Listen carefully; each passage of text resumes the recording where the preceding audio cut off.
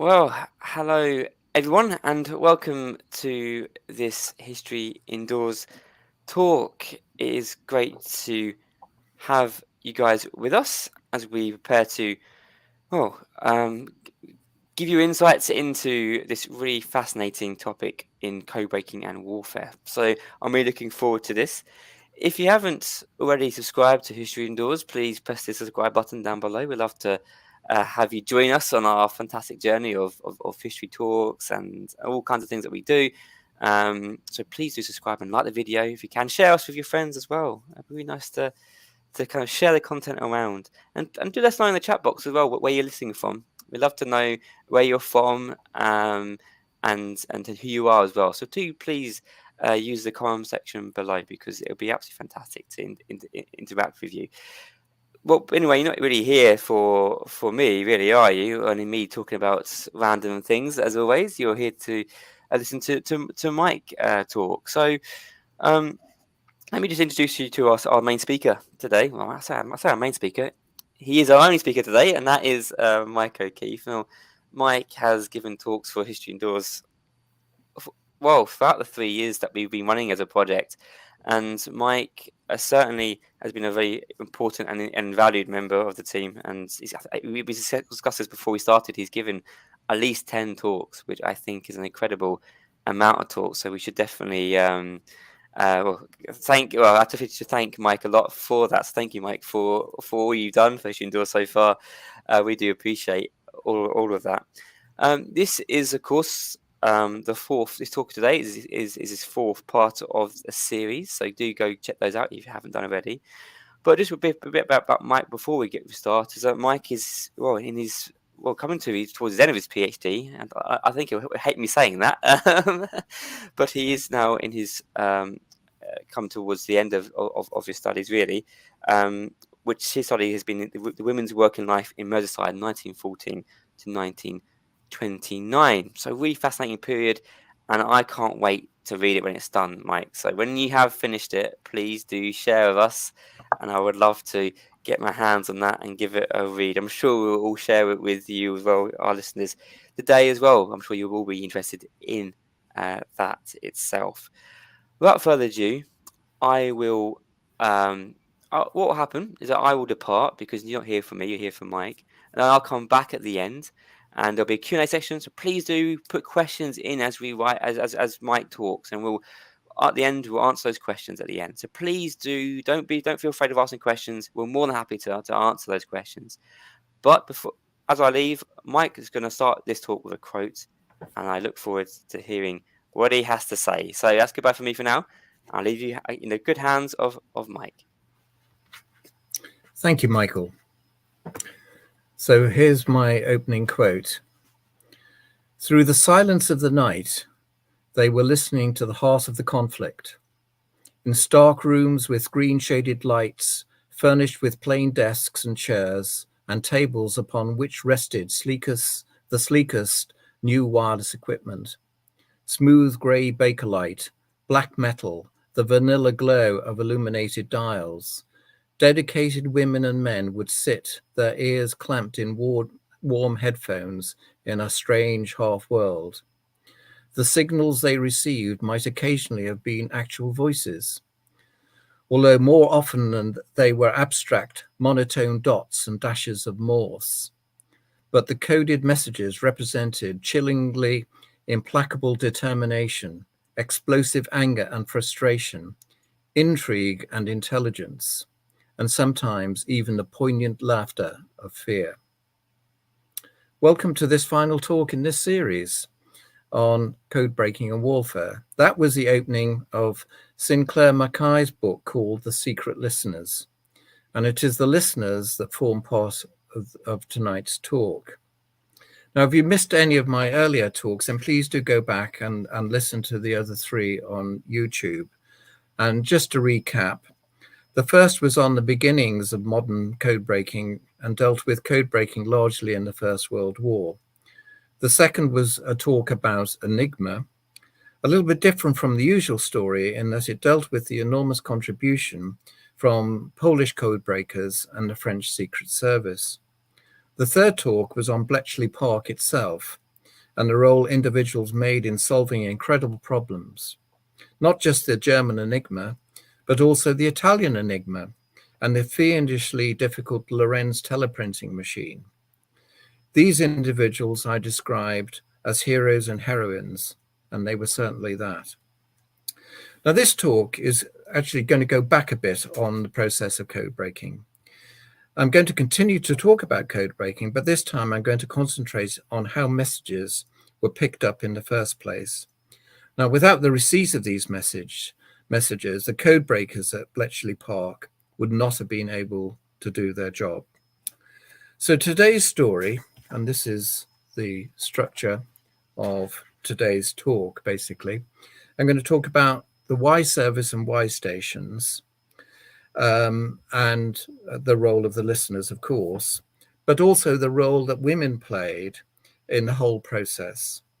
Now, I want to pick up on this last point because, as Michael said, this is my own area of research, women's history in the workplace in the first part of the 20th century. And also, as I said last time, I talked about Bletchley Park. 2/3 of the people working at Bletchley by the end of the Second World War were women.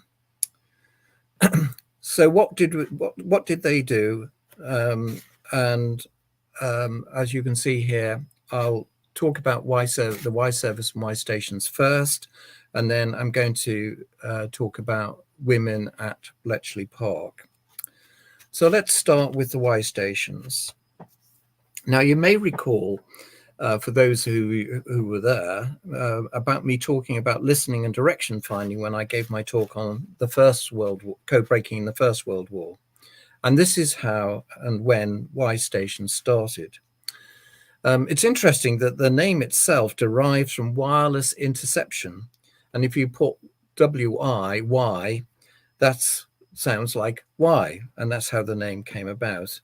So if you pronounce W-Y phonetically, you get Y.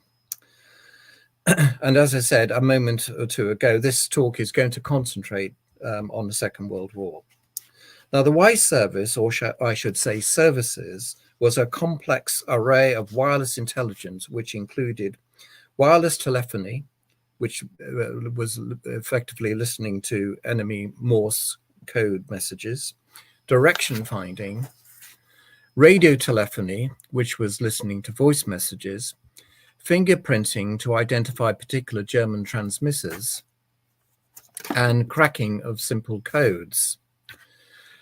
There were 5 Y services belonging to the Admiralty, the War Office, the Air Ministry, the Foreign Office, and what was called the Radio Security Service. In overall control of these services was the Y Board, a Y Committee, and a Y Technical Subcommittee. Now, I'm going to talk about the Y stations themselves in a moment, but I just want to give a brief overview of the Radio Security Service because it's a bit of an oddity.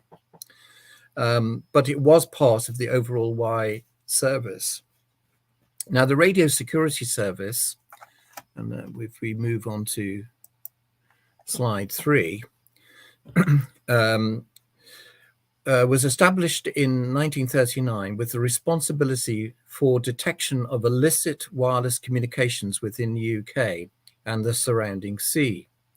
Initially under the control of Military Intelligence Section 8 of the War Office, and using physical facilities provided by the Post Office, the RSS, or the Radio Security Service, supplied MI5, the internal security service in the UK, with details of intercepted communications. In May 1940, the RSS was made responsible for the interception of German overseas illicit transmissions, and by the end of 1940, for the global interception of enemy Secret Service communications. In January 1941, the RSS was passed to the control of MI6, Secret Intelligence Service. And in August of that year, it assumed responsibility for all overseas interception units previously under the Military Intelligence Section 8's control, which I've just mentioned. As well as targeting known enemy radio communication networks, the RSS undertook systematic searches an analysis of the radio spectrum looking for illicit broadcasts, which could then be targeted. These searches also utilized home-based volunteer interceptors who reported their findings by post to the RSS. The RSS headquarters was in Barnet, and the radio intelligence section of the RSS undertook intelligence analysis in cooperation with Bletchley Park and MI6, which resulted in regular radio security intelligence conferences. Excuse me. And the RSS also had responsibility for monitoring Allied non-military communications, mainly within the UK.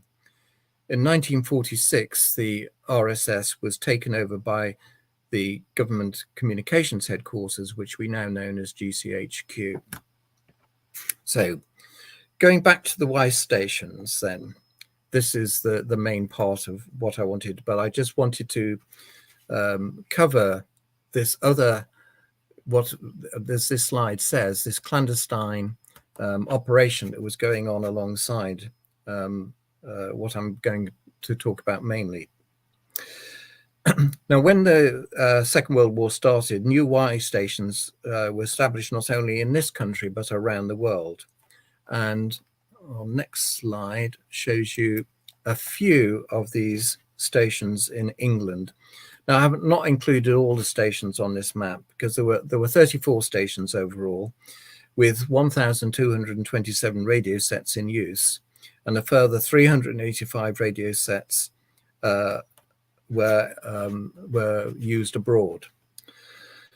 The main Royal Navy sites were at Scarborough and Flowerdown, near Winchester, which I think I've got on there.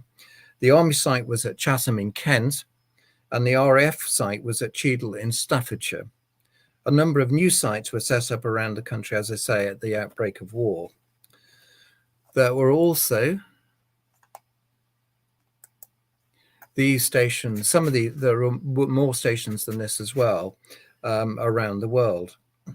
And so there were British intercept sites at Malta, Cairo, Sarafand in Palestine, and for Japanese traffic at Abbottabad and Delhi in India, and at Singapore and later Colombo and Mombasa. These intercept stations all work closely with Bletchley Park. And here's a picture of the one in Colombo, which is now, it was in Sri Lanka previously, Ceylon.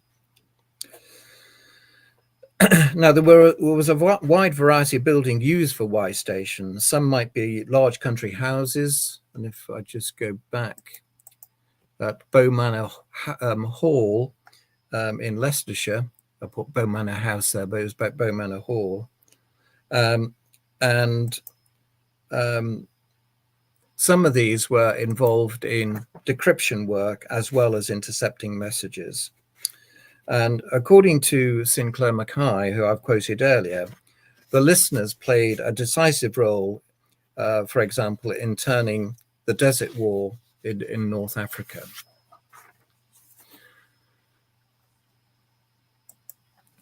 Now, thousands of wireless operators, many of them were civilians, but also they were WRENs, WAF, which was the Women's Auxiliary Air Force personnel, and members of the Auxiliary Territorial Service, the ATS.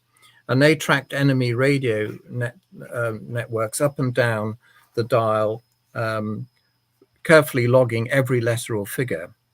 These messages were then sent back to Bletchley Park to be deciphered, translated and fitted together like a giant jigsaw puzzle to produce as complete a picture as possible of what the enemy was doing. Now, as I said earlier, the Y stations could be of several types, but for the main part, they were intercepting the signals and for identifying where they were coming from. Sometimes both functions were operated at the same site, with the direction finding hut being a few hundred meters from the main interception building because of the need to minimize interference. The site collected radio traffic, which was then either analyzed locally or encrypted, or if encrypted, passed to Bletchley. A large house called Arkley View on the outskirts of Bonnet in North London acted as a data collection centre where traffic was collated and passed to Bletchley Park. And it also acted as a Y station in its own right. And like the RSS, many amateur radio operators supported the work of Y stations, being enrolled as voluntary interceptors. Now, much of the traffic intercepted by the Y stations was recorded by hand and sent to Bletchley by motorcycle couriers, and later by teleprinter over post office landlines. Okay, so the Y stations which undertook, just go on to this slide, under high frequency direction finding became particularly important in the Battle of the Atlantic, where locating U-boats was vital. Now, the German Admiral Dönitz told his commanders that they could not be located if they limited their wireless transmissions to under 30 seconds. But skilled direction finding operators were able to locate the origin of their signals in as few as 6 seconds. The designed land-based direction finding stations preferred by the Allies during the Second World War was the U-Adcock system, which consisted of a small central operator's hut, which was surrounded by 4 10-foot-high vertical aerial poles. That's 3 meters, by the way, usually placed at the points of the compass. Aerial feeders ran underground, surfaced in the center of the hut, and were connected to a direction-finding goniometer, which was an instrument for measuring angles, and also allows an object to be rotated to a precise angular position. And there was also a wireless receiver that allowed the bearing of the signal source to be measured. In the UK, some operators were located in an underground metal tank. These stations were usually in remote places, often in the middle of farmless fields. For example, traces of Second World War DF stations can be seen as circles in the fields surrounding the village in Goodhaven in Cornwall. So let's look at some of the personal experiences of people working in these places. The listeners had one thing in common. They worked around the clock. This was the case wherever the station was located around the world. With regard to the Enigma traffic, if you recall, messages were sent using Morse code. The listeners would pluck random letters and send the coded message on to Bletchley. Others might decode themselves. Jean Valentine talked about the night shift. She was working in Colombo, in Ceylon, now Sri Lanka. She said, night shifts were lonely. You were there all by yourself, and the only person you saw was the sailor who came in every hour or every couple of hours with a batch of new singles for you to sort out. It could also be dangerous. A wren at the Scarborough Y station was told off for not having kept abreast of messages coming through. She explained that keeping at her post was difficult because she kept having to run outside to get rid of incendiaries with a bat. Her station had been targeted by bombers, and an incendiary could have set the whole place alight. Another overseas listener, Waf Aileen Clayton, who was posted in the Mediterranean, was strafed by a German fighter plane in Malta while on her way to her shift.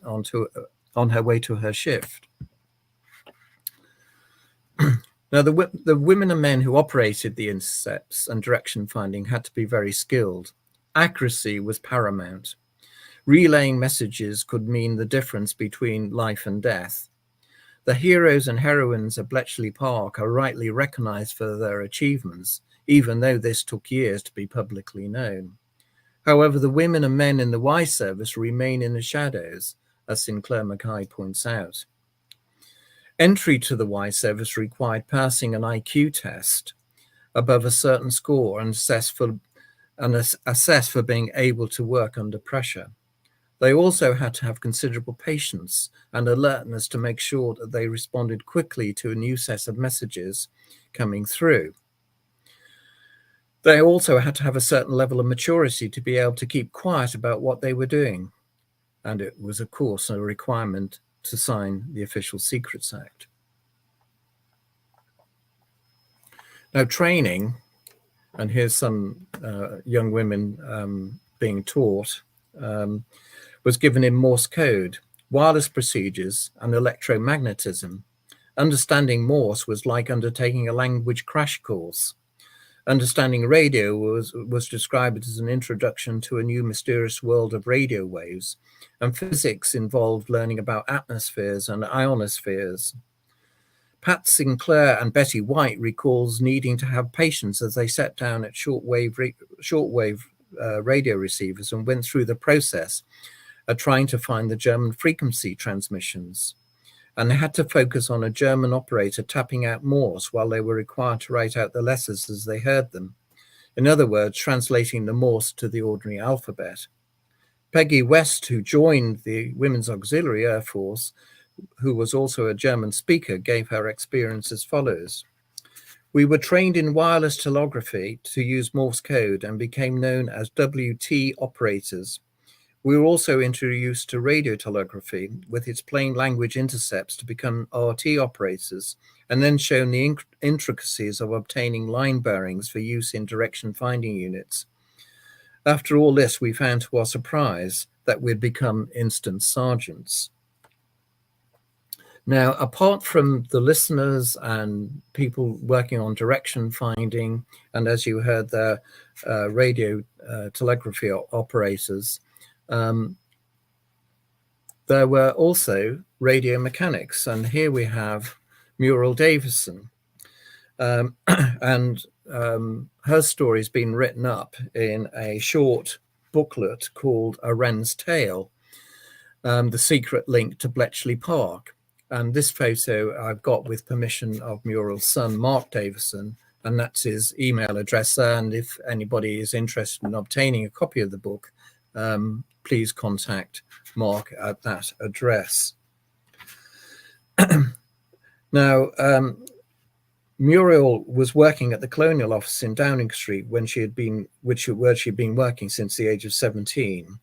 And she'd been there from 1940, but in 1942, she decided to enlist in the Wrens. She had matriculated in maths and physics at her school leaving exam and was eligible for the title of radio mechanic. And in December 42, she became a Wren. She was trained as a radio mechanic in Chelsea at Chain Walk. She was attached to HMS Paragon, a shore-based facility in Hartlepool, but her formal training missed my line there. But her formal training was at the Southeast Technical College at Walthamstow, in those days, which was still part of Essex, to study for the City and Guilds wireless qualification, which was normally a 2-year course, but this was condensed into 7 months. After this, she became a leading Wren. In 1943, she undertook a short training course in transmitters. And later in 43, she was posted to the Scarborough Y station. Her work there with others, including servicing the wireless receivers, which had become inoperable. And while at Scarborough, she was sent to the Western Union teleprinter workshop to learn how to service teleprinters as well. Back in Scarborough, she returned receivers for faults with ammeters, voltmeters, and soldered loose joints and replaced faulty components like condensers. She made her own screwdrivers with double steel sprung tips for removing loose screws. She was required to record testing on repaired radios, including average valve feeds, tolerance feeds, sensitivity tests, and oscillator controls. And this is the favorite radio receiver that was used during the war, the HRO shortwave receiver. Okay, so I'm now going to move on to Bletchley Park and to look at the women who were working there. Now, just to put this into context, in 1939, only 185 people were at Bletchley Park. But by January 1945, this had risen to 8,995. And of this latter figure, 6,758 were women. And the 6,758 were made up of 2,594 wrens, 1,096 WAFs, 480 ATS, or Auxiliary Territorial Service women, but there were also 2,660 civilians. There was also a Y station at Bletchley Park, and here's one of the people who worked there who read Morse code, and this is something she talked about a little bit. She described Morse as her second language, and the skills that they learned in the WAFs was stayed with them once the war was over. And another Morse code reader, Barbara Mulligan, who was a wireless operator and slip reader at Bletchley from 1942 to 1945, states, "I still know my Morse code. When you've learnt it to that extent, you never forget it." So that was one of the things that Bletchley Park also did. It had a Y station there. Now, there was also a central signals registry, and these are a number of WAFs working in there. And as I understand it, the central signals registry was when all the signals came into Bletchley Park. This is where they were kind of registered before being passed to various locations.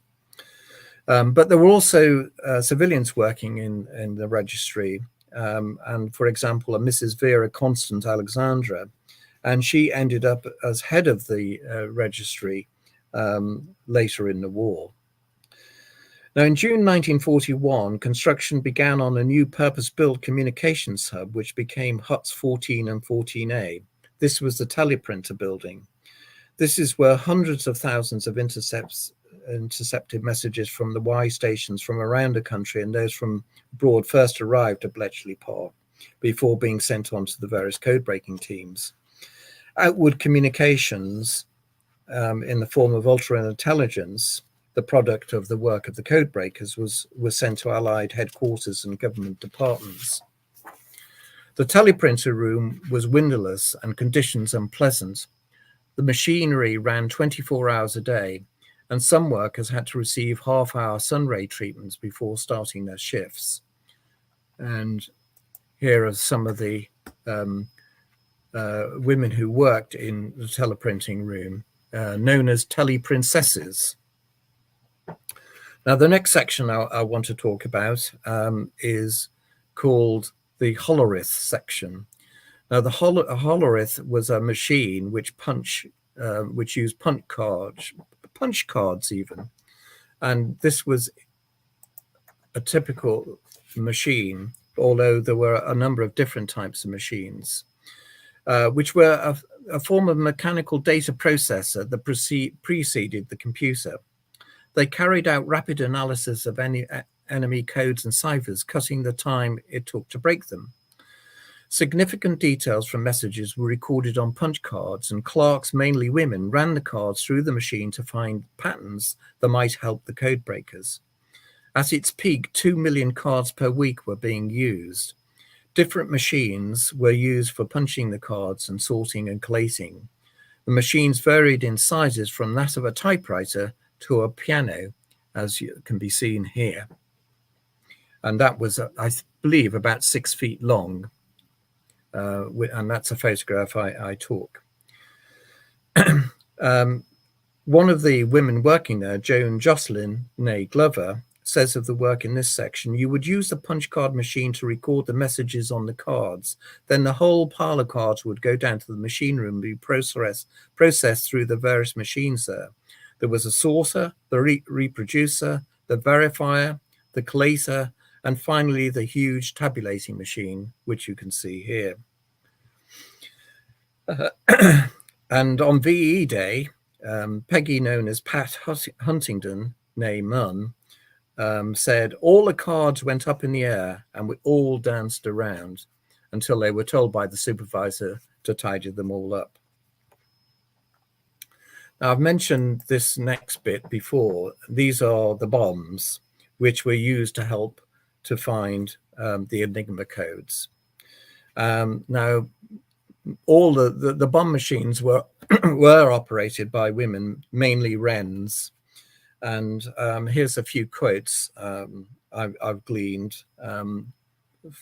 And so Wren Shirley Green, née Harrison, stated, "After our very exacting training to prepare us for working on the bomb, we settled down to our 8-hour shifts, experiencing swollen ankles caused by long hours of standing, concentration tiredness, and trying to get used to the continuous noise of the rotating drums." Anne Watson, née Holtby, said, "The work was demanding. We worked in couples, one at the front dealing with the wheels and the one at the back with the plugs. We had to be quick but absolutely accurate, so the work was exacting and the watches exhausting." Stella Barrow, née Binney, said, "Working in pairs, we followed the menu instructions, placing the color-coded drums, the possible rotor order in the Enigma, in 3 banks on the front of the bomb and positioning them according to the 3 letters setting on the menu. Finally, we plugged the complex wiring at the back, switched on the bomb, and hoped for the best." Now, not all the wrens were told that their 3 rows of drums matched the 3 roses in the German Enigma machine. When they switched on the bomb, it tested the ways the Enigma might have been set up to encipher German messages. Now, further issues arose from the bombs, which were brushes attached to each drum.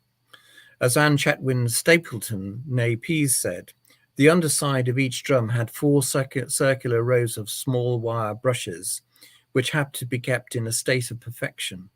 A stray wire could cause a short and distort all the information gathered by the machine.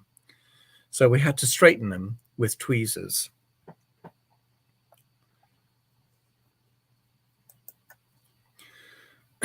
Now, those of you who were listened to my last talk will know a little bit about Colossus. This is a picture showing 2 wrens operating the Colossus. A couple of other women, Cora Jarman, née Pounds, and Joanna Chorley, née Stradling, worked with both Heath Robertson and Colossus. Now, Cora, even in 2014, was still unaware that she was helping to identify Lorenz machine wheel settings. Such was the secrecy, which I've mentioned before at Bletchley. She looked diligently for 7 settings of the rotors, while the other 5, remember, Lorenz had 12 rotors, and the wheel settings were found by Colossus. And Joanne stated, "I saw this astonishing machine, the size of a room. It was ticking away and the tapes were going round and all the valves, and I thought, what an amazing machine." These thoughts dissipated, though, when she was required to deliver and mend the tapes and then load them. She said, "I hated it," referring to mending the tapes. Overall, though, she said that when she first saw Colossus, she thought that this was what she wanted to do. She did not realize then that she was working on the world's first semi-programmable computer. And around 250 wrens eventually were working with both Heath Robinson and Colossus machines in what was called the Newmanry. Now, there were lots of other roles that women were involved with at Bletchley. For example, Mimi Galilee carried messages between different buildings from the age of 14. Another lady, Anne Hamilton Grace, was involved in a number of roles at Bletchley. Now, she was born in 1914, was perhaps a little older at the start of World War II than lots of other young women working at Bletchley. She had joined the WAF at the beginning of the war and went to Bletchley in August 1941. Her first job was working in the index system, on the index system. This might appear to be a simple and monotonous task, but it was in fact quite complex due to the volume of data that needed to be handled. So and also because of the code names embedded in the information which had to be understood before any processing. Now, she was in Hut 3, which managed all the intelligence activities in Bletchley, including the ultra-intelligence. On the 6th of September 1941, Winston Churchill visited, and according to Anne, Churchill's commented, "Well, if we don't win the war with information like that, I don't know how we shall win it."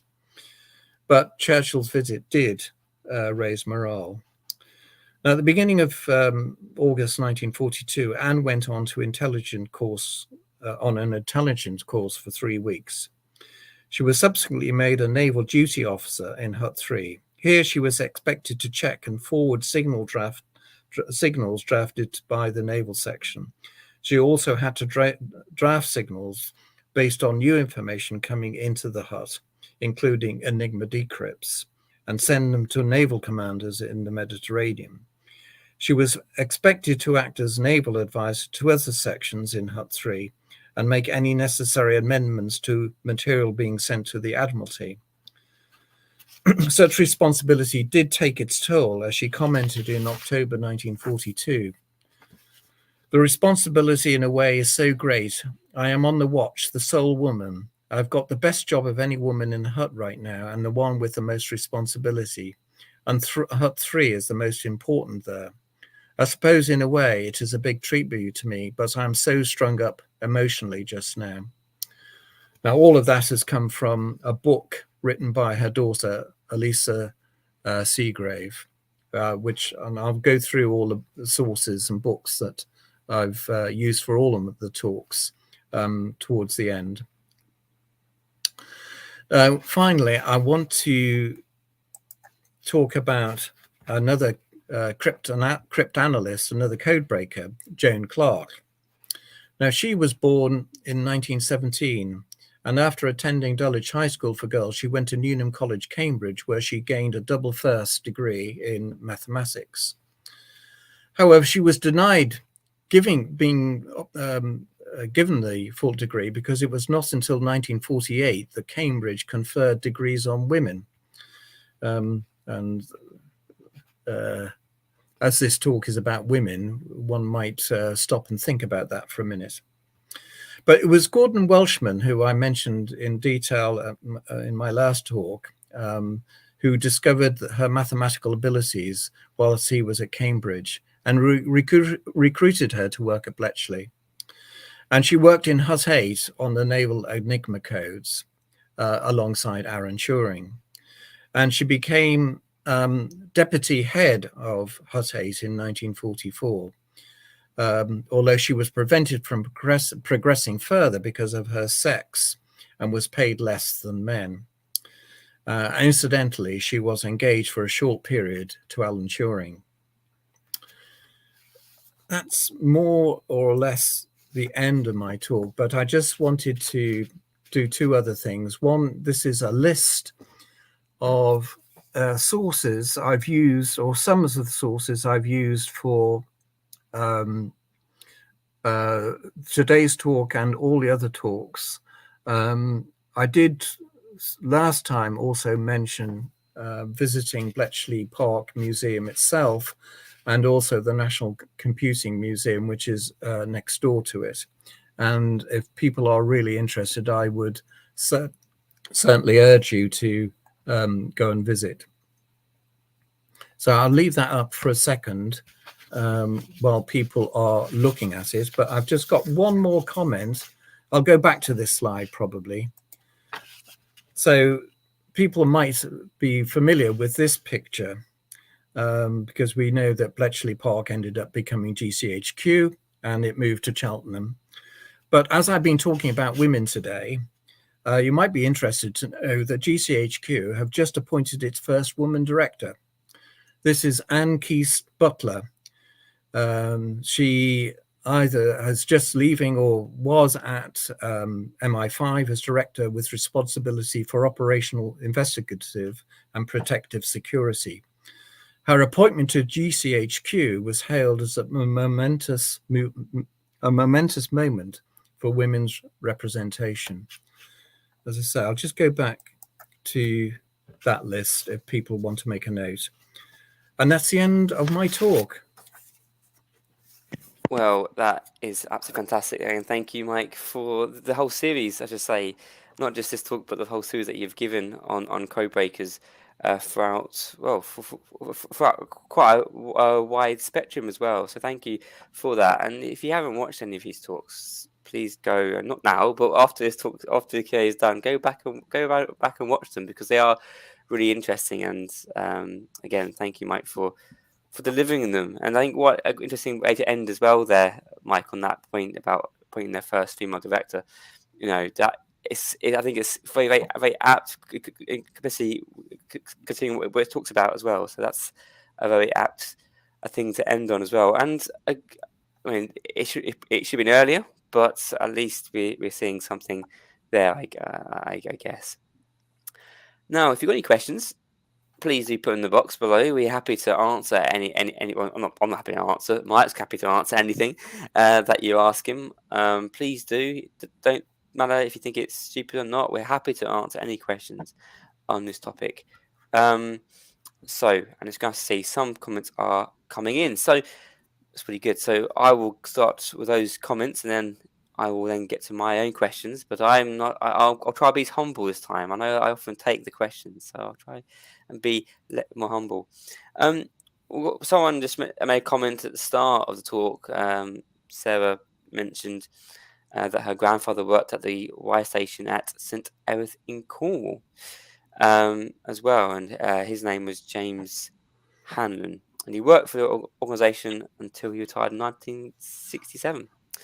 So it's nice to see, connections here, people making those connections, family connections as well. So that's great, and I imagine he has a great story to tell. So thank you for saying that, Sarah, and it's great to see people engaging with this. I know you talked previously, haven't they, Mike? Have had people from whose family have been involved in this, haven't they? So it's really good to see that engagement. Yeah. Our first question comes from Andrew, and he asks, I never knew there was a Y station at Bletchley. I thought there were no aerials at all there. Well, I personally haven't seen them when I visited there, but evidently there was, because we've got some information from some people who work there. Just let me try and find my notes.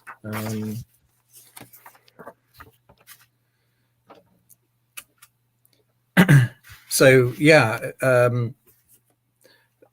as far as I know, Elizabeth Frieda Cooper and Barbara Mulligan worked as wireless operators and Morse slip readers at Bletchley from 1942 to 45.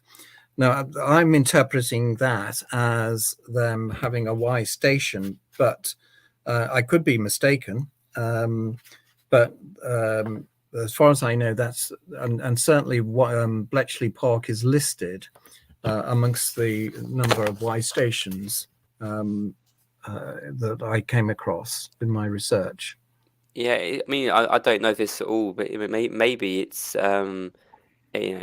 that fact that actually sometimes these things are taken down and they're moved anyway, so the evidence for them, building wise, is there was a lot. There's been a lot of demolition at Bletchley Park. There are still some buildings which are they're not part of the museum, and they're kind of to one side, and they're looking quite derelict. So if the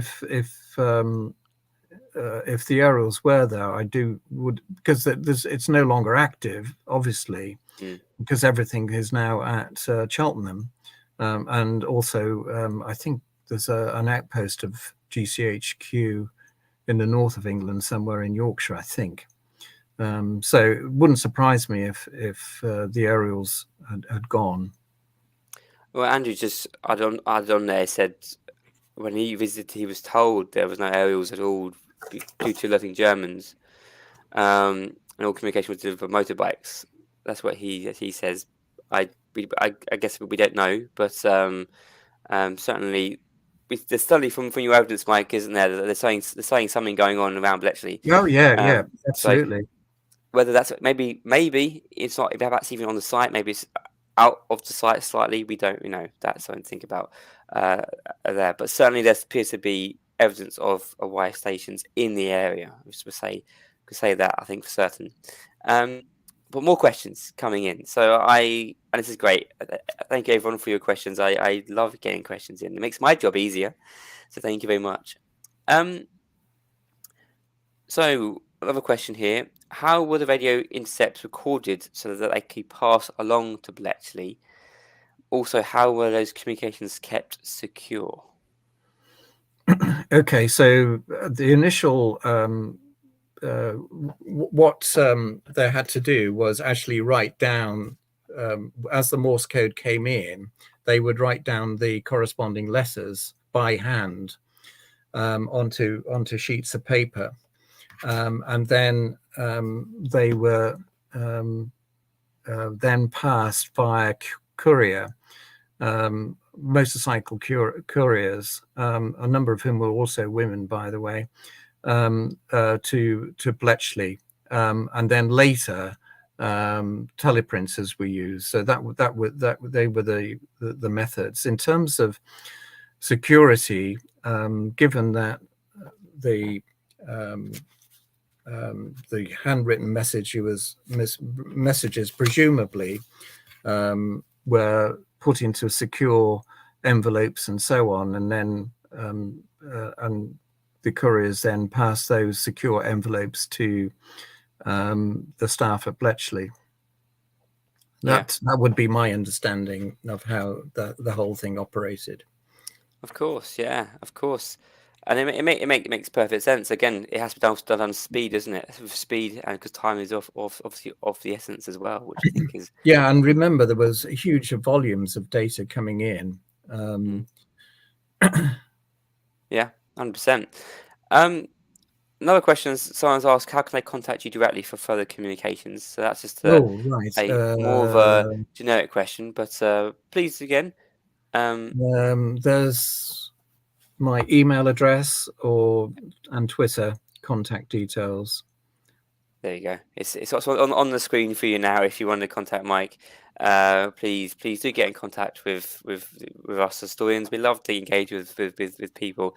So please do get in contact if you do want to ask any questions. But of course, we can be quite busy. And Mike's quite busy writing his PhD right now, so it might take a bit of time to respond. But please do ask questions. We're more than happy to hear from you. There's a follow-up question to the one we just had about the security and being passed along to Bletchley.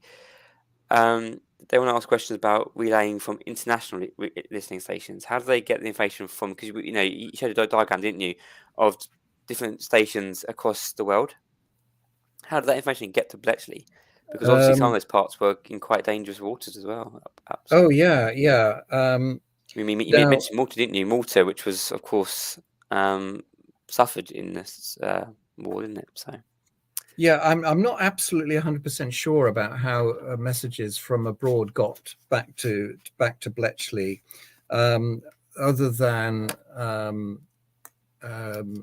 some kind of teleprinter service, or whether they actually, were flown back or whatever. I'm not 100% sure, but. I would have thought that it would probably have to be something like airplanes or planes that got them back quickly, or some kind of radio communication. But I'm not 100% sure how they got back. But they obviously did. Again, this comes back to, doesn't it? That's the idea of security, isn't it? Because if it's by radio, can that be intercepted? Of course. Oh yeah. So these are the good questions to ask. I mean, throughout this, I've talked about the British role in intercepting messages from Germany in particular, but also Italy, and I briefly mentioned breaking Japanese codes as well during the Second World War. But those countries, Germany, Italy, and Japan, were also trying to break into our systems. There's no doubt about that. So there was, I suppose, a certain level of risk about that.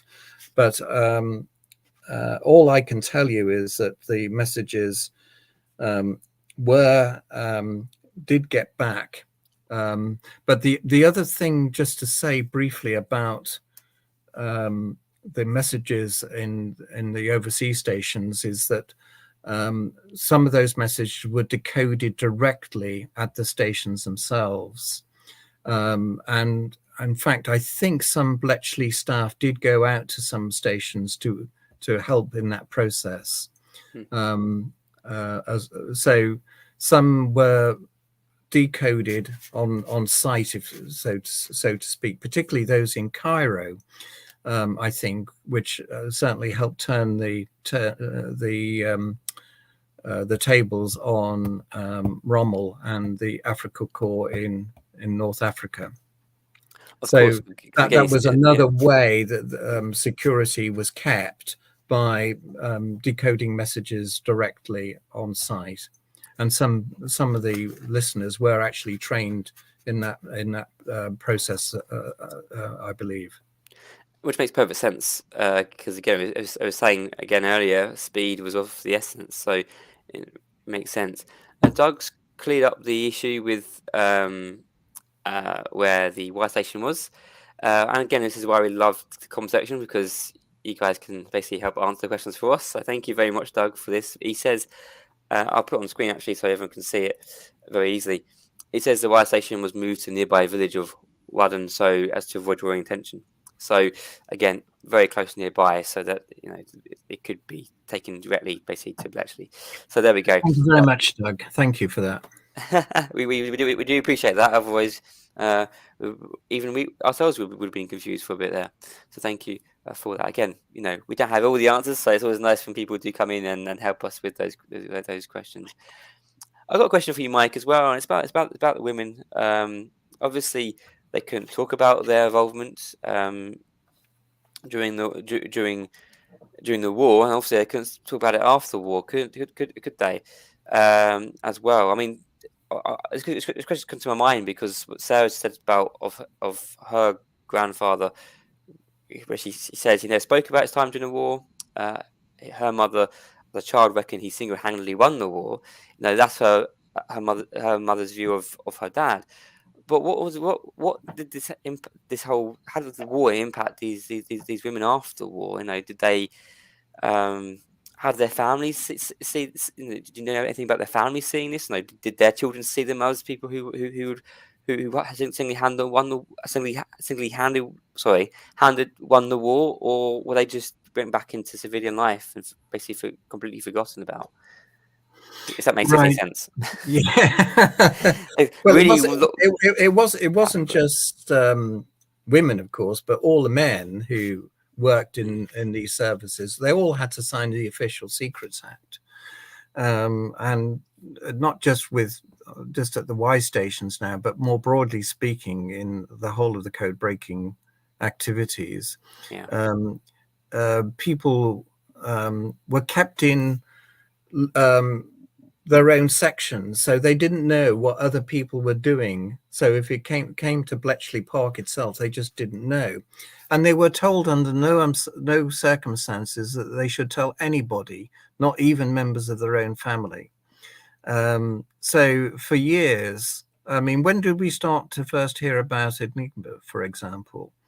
We didn't know about it, I don't think, until about the 1970s, was it? I can't quite remember now from my earlier notes, but it was a long time, and I think it was the 30-year rule on government papers that we started to get an inkling about some of the activities that had been going on in the whole code breaking world.